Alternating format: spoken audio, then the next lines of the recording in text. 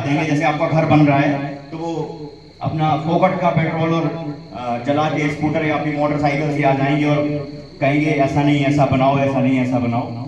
तो ऐसे ही एक रायचंद साहब थे, मेरे दोस्त की दादी खत्म हो गई तो मैं उनके अर्थी को उठाने के लिए तैयार था, सारे उठाने वाले थे। तो एक भाई साहब आए और मेरे कंधे पे हाथ रख दिया, बोले कि भाई साहब कहाँ ले जाएंगे? हमने कि सिनेमा हॉल ले जाएंगे। बोले यार मजाक बहुत अच्छा करते हैं। हमने कि आप ही तो पूछ रहे हो। बोले मर गई है तो कहाँ ले जाएंगे, शमशान ही ले जाएंगे। तो बोला नहीं, ये पूछ रहा था कि नए वाले में ले जाएंगे या पुराने वाले में ले जाएंगे। मैं बोला नए वाले में ले जाएंगे। नहीं, ये सोच रहा था वो पुराने वाले में ले जाती तो मजा ही कुछ और था।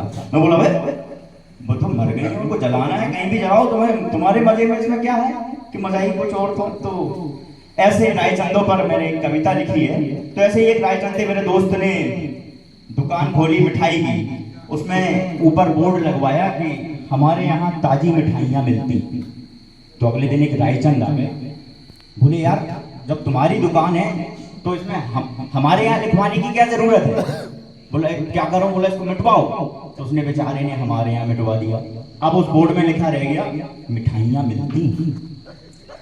अगले दिन एक आया रायचंद, बोले यार ये मिठाइयाँ लिखने की क्या जरूरत है जब नीचे तुम्हारे काउंटर पे दिख रही हैं सब मिठाइयाँ लगी हुई, तो इसमें क्या जरूरत है कि इसमें मिठाइयाँ लिखो? बोले क्या करो? बोला मिठाइयाँ मिटवाओ।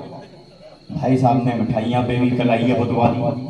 अब उसमें रह गया मिलती है।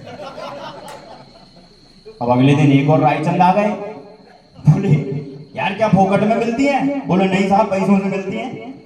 तो बोला तो फिर ये मिलती है क्यों लिखवाया? बोला इसको क्या करूं? बोला मिटवाओ। उसने भाई साहब ने वो भी कल ही खुदवा दी उस पर। तो अब उसमें सिर्फ लिखा रह गया हैं।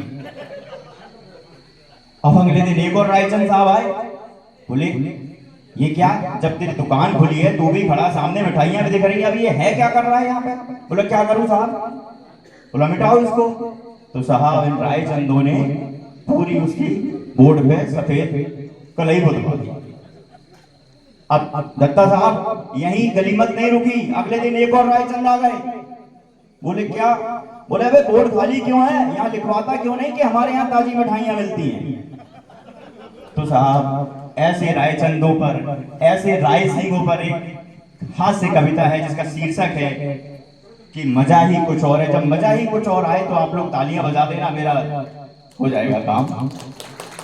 तो शुरू करता हूं कि दांतों से नाखून काटने का, छोटों को जबरदस्ती डांटने का, पैसे वालों को गाली बकने का, मूंगफली के ठेले से मूंगफली चखने का, कुर्सी पर बैठकर कान में पेन डालने का और रोडवेज की सीट से स्पंज निकालने का मजा ही कुछ और। दांतों से नाखून काटने का, छोटों को जबरदस्ती डांटने का, पैसे वालों को गाली बकने का, मूंगफली के ठेले से मूंगफली चखने का, कुर्सी पर बैठ के कान में पेन डालने का और रोडवेज की सीट से स्पंज निकालने का मजा ही कुछ और है। साहब एक ही खूंटी से ढेर सारे कपड़े टांगने का, टांगते हैं ना सभी, एक ही खूंटी से ढेर सारे कपड़े टांगने का, नए साल पे दुकानदार से कैलेंडर मांगने का, भले घर में जगह ना हो, अरे सेठ इस बार कैलेंडर नहीं दिया। तो एक ही खूंटी पर ढेर सारे कपड़े टांगने का, नए साल पे दुकानदार से कैलेंडर मांगने का, चलती रेल में चढ़ने का, दूसरों की चिट्ठियां पढ़ने का, मांगे हुए स्कूटर को तेज भगाने का और खुद को नींद ना आने पर पत्नी को जबरदस्ती जगाने का मजा ही कुछ और। चोरी से फूल तोड़ने का, चोरी से फल फूल तोड़ने का, खराब ट्यूबलाइट बल्बों को फोड़ने का, पड़ोसन को घूर घूर देखने का।